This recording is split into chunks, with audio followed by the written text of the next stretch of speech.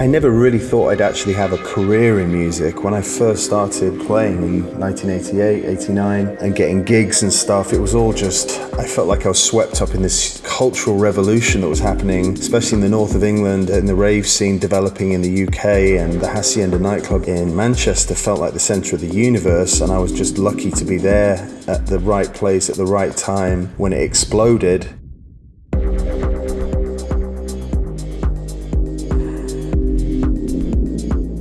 My very first gig, I had absolutely no idea what I was doing. I went on, just started pressing buttons and playing big records, and I'd invited 30 of my friends to the club and put them on the guest list. So as soon as I started playing, they went mental. The promoter was like, yo, you can come back next week. And that was it. That's kind of where it started.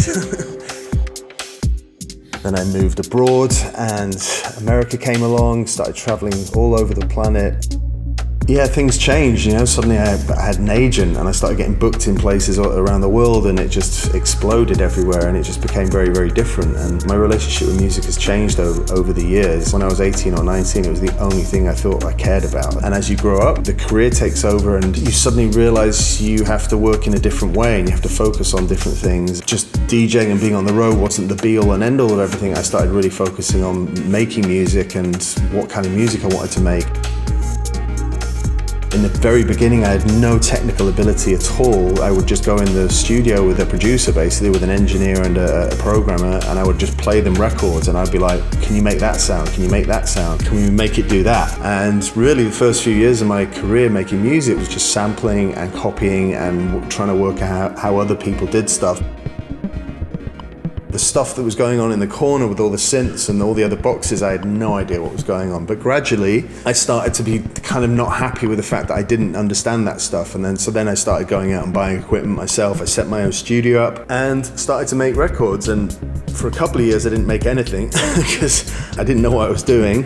And then gradually I started collaborating with people. I started learning my way. The first thing I really learnt my way around in the studio was the MPC 3000. I took it on holiday with me once for a month. It kind of opened up the rest of the studio for me because I'd bought a lot of equipment at once that I didn't know how to use. None of it made a lot of sense. When I went back to the studio, I'm suddenly like, oh, I understand that now. Oh, delay feedback, the reverb size, compression, all these things that were sort of built into the MPC 3000.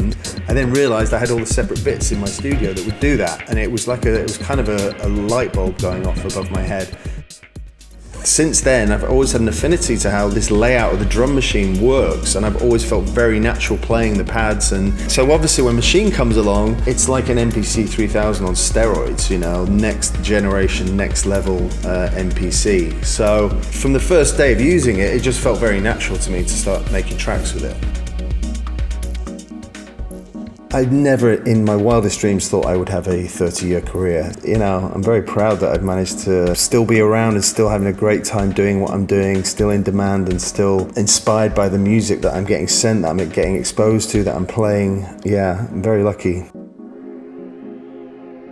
Yeah, the expansion pack is a bit of a retrospective of my career and certain highlights. It was definitely very cathartic and therapeutic to go back to some of these sessions and find these sounds that we used them quite differently back then, but when you hear them on their own, mixed in with some of these other sounds on the expansion pack, you're like, wow, this sounds really fresh, and it sounds now, you know. The basics of making kind of electronic music hasn't changed that much, you know. Obviously, trends in sounds come and go, but the sounds themselves, with a bit of new processing on them, was really exciting.